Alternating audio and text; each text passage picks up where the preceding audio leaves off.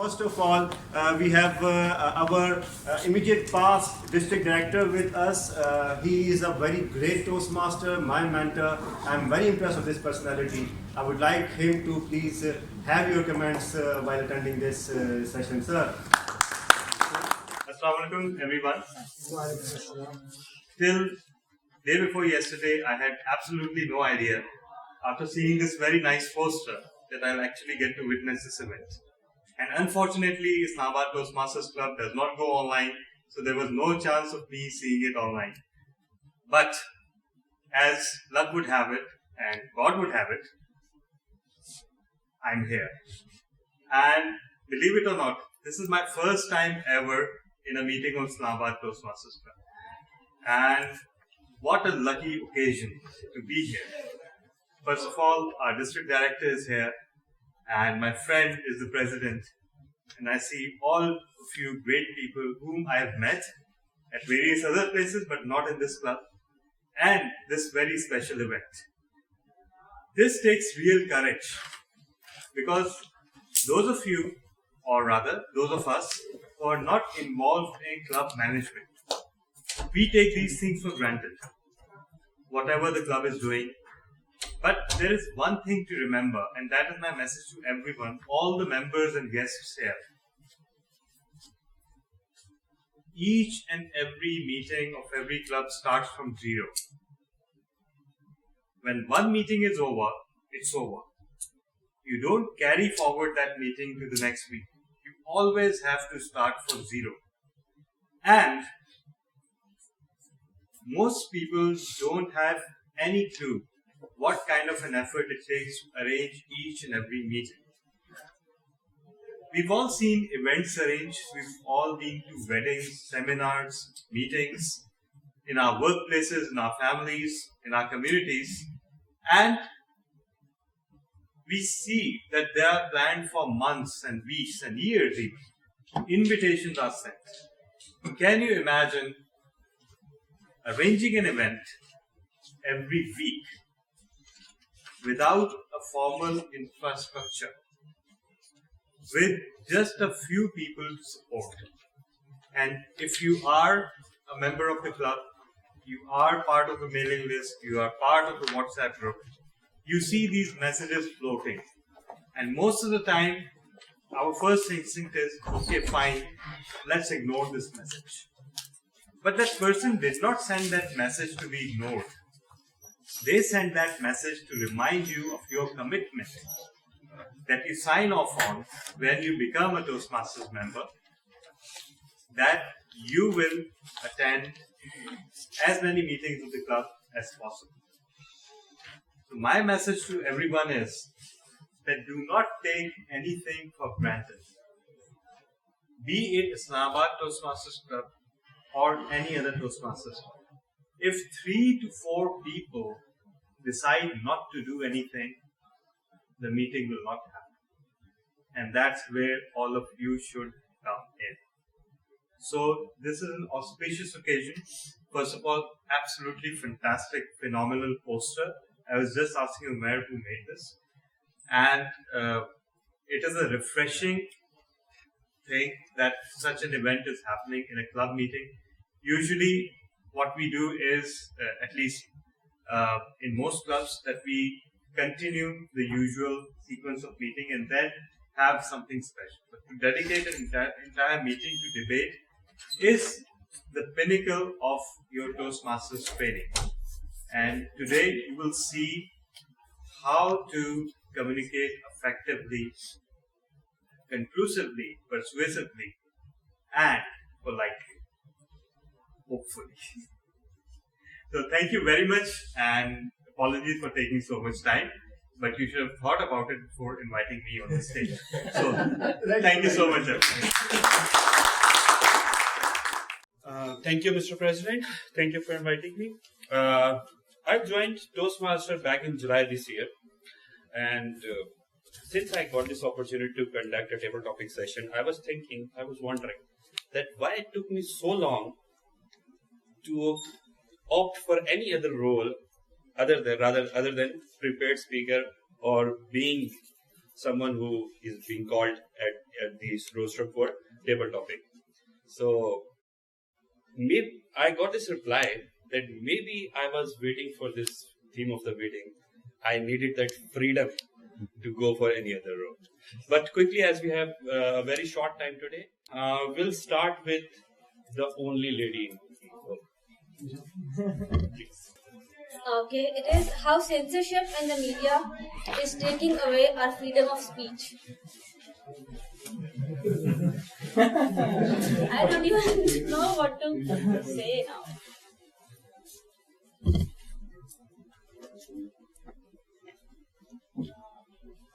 I'm not very experienced in this, but I'm just going to start with a stupid thing. A few days back, it was 14th August, and I started a trend in my hospital.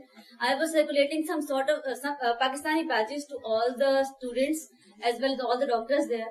So I was making a TikTok video for that. I know I'm very this is an immature thing to do, but I was doing that for the sake of entertainment. So it was the plan was that I had a badge in my hand, and I asked the other person to tap it on my hand, and then I'll give the badge to that concerned person. So I played the song of Dil in Pakistan at the back of that. And I posted the video online, and I got many likes, and it was shared by so many people. But after a few days, this censorship, the Facebook basically messaged me that you cannot use this song because of copyright issues, so it got muted. So this was the only experience I had regarding the censorship, because that was my freedom of speech, that I would like to get that song played behind that video, but I was unable to do so. That's it.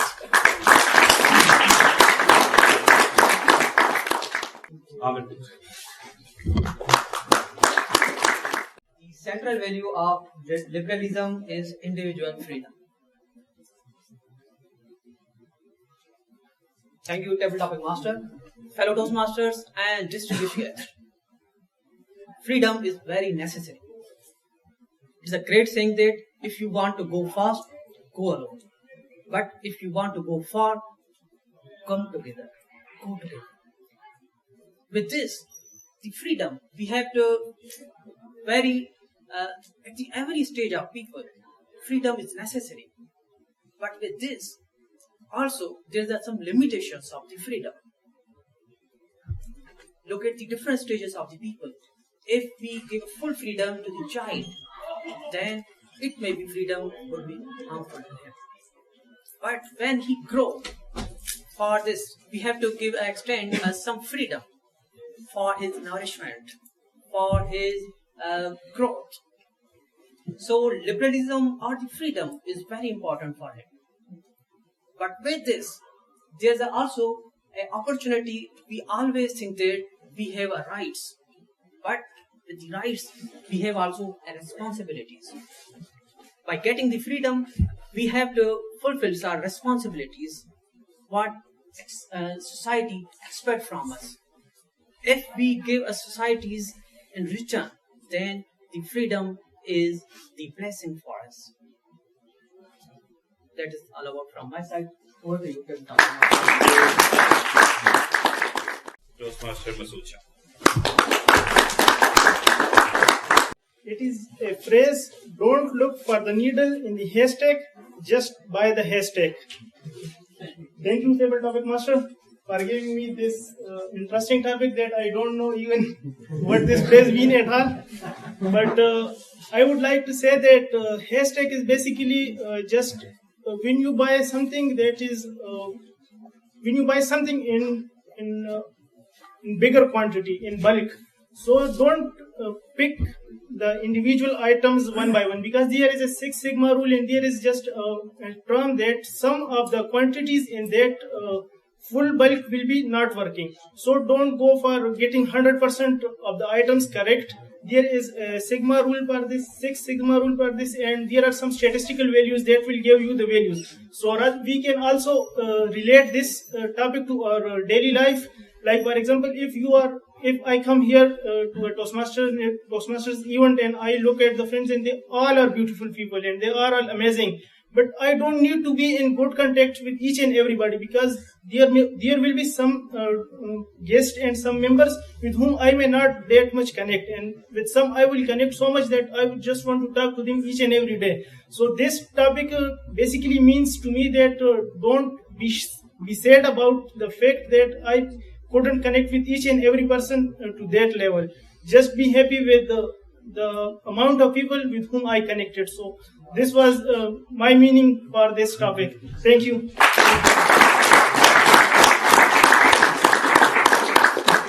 Thank you, Toastmaster Masood. So for the next table topic, can we have Toastmaster Naman? Thank you very much. The topic is that, do you think horoscopes are accurate? As they say that what you fear is what you attract. So this is what I was fearing. Horoscopes. I have a very, very interesting experience with horoscopes. I was sitting with a friend. He came to me and he started talking to me. We had a little chit chat, and then he said, Numan, let me tell you something about you. I said, all right. He said, you like this kind of a food. I said, okay, yes, I like this kind of food. And first he asked me, what is your date of birth? I said, it's 22nd September. And then I told him the year. And then he asked me a few more questions, and then he started talking about myself. And he went into so much details that I was astonished and my mind was blown. Believe me, he told me that you like dogs and you like these kind of dogs. This specific breed is what you like. When you enter into a restaurant, you look for this kind of a food.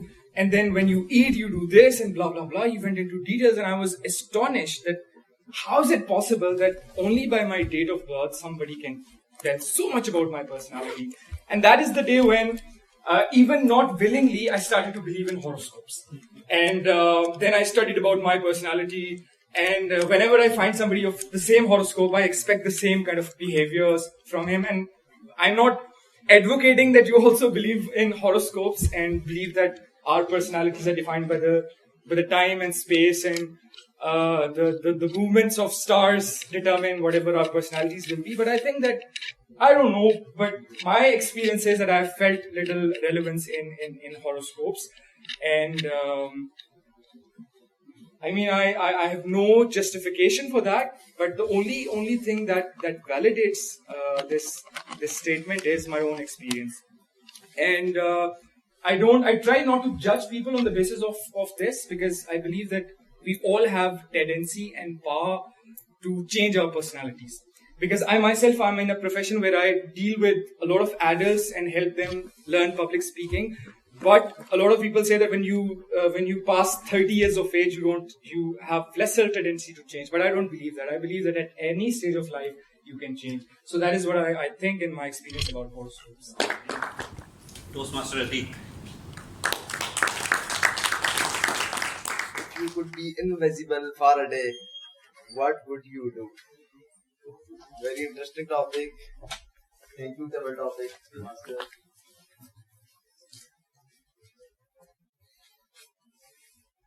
Topic is very interesting.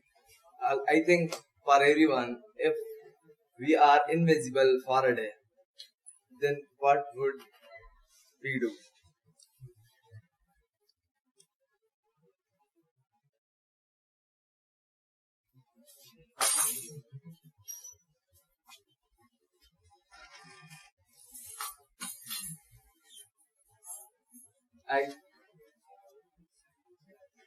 I think I didn't think about this topic till a day.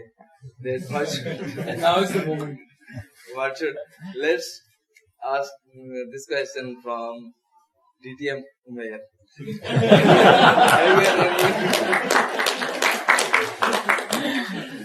If I'm invisible for a day, I'll do exactly what I do in my daily life. I will not change anything. This is the exact question. I was visiting Lahore Toastmaster Club over the weekend for their anniversary, and this is the exact question that they asked me there, and I responded it just like that I'll just go on what I do every day. I'll not change a thing. That's great. But I think if I am invisible for a day, I would like to go.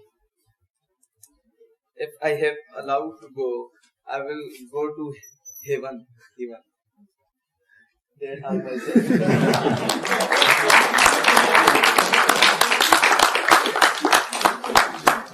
Thank you, Toastmaster Atik. So quickly, can we have Toastmaster Javado on stage? Tell the topic. Okay. If I ask any one of you, what does freedom mean to you? Anyone would like to volunteer? Not you, Atik. Anyone? Amar? Freedom, I think the most important thing for me currently is freedom, financial freedom. If I have multiple sources of income in a perfect world, that would be very much likable for me. That would be preferable. That's great. In fact, that adds a new insight to the topic itself. What freedom means to you? Let us talk about the limits first. The very definition of freedom means that you have no limits. Financial, spatial, personal, family, anything, place, time, put in the variables, and when you have complete and absolute freedom, no variable matters. You see, Toastmaster Atik talked about that he will go to heaven. You see what's limiting you right now? Something is limiting you. Your personal capacity, maybe the space, time, XYZ, space coordinates, anything. But you are being limited. And to be honest, every one of us is limited by some means, by one means or another. I believe what matters more is the approach you take. Instead of trying to make yourself understand that I am limited, I cannot do this, I am limited in time, maybe in future I'll do this, I am right now in Pakistan, maybe in England I'll go one day and I'll watch that football match which I love, I'm an Arsenal fan. Okay, so the thing is, what matters more is how you yourself take the approach of how to deal with things. And if you free your mind, just this one thing, you will see how everything falls into pieces, just like a jigsaw puzzle. Every piece in your life will fall in that exact place where you want to be, and then you will reach your goals and what you call, in its very definition, freedom. Over to you, sir. It's the last speaker. So for that, Toastmaster Abbas. Well, the topic is, when is it time to stop calculating risk and rewards and just do what you know is right?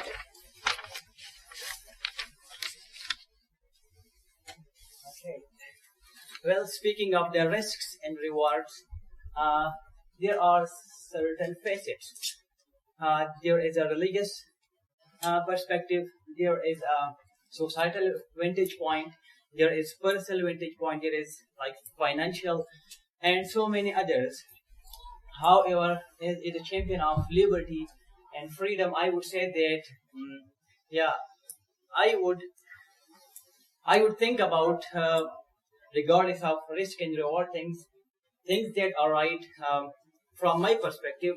And my perspective is, currently I am wearing these glasses, but this glasses is not of the religious perspective or that of influenced by any human being, but by pure ideas, not ideologies, not opinion of someone else. Like Steve Jobs says that living your life through other human beings' dogma, like you are living whatever they impose on you. Like I'm paraphrasing because I don't know the exact words, but the point is that risk and rewards, there are, yes, like I said, there are so many perspectives. But the thing is, in order that you know what is right and what is wrong, first you have to learn. And in order to learn, you have to go through things that you do not want to go to. When it comes to me, I get up early in the morning, people offer prayer, and I go direct to the book. Why? Because I know that there are some things that I don't know yet. And I read, like every single day, I come across so many new ideas that tomorrow if there is a decision without risk and reward, how would I tackle that thing? Well, there are so many things, and I can take so many examples. But as I know that being a Pakistani, it is going to be something controversial if I talk about it. However, let me tell you one thing, and that is Voltaire says that there is no God, but don't tell this to my servant, lest he is going to kill me when I'm sleeping.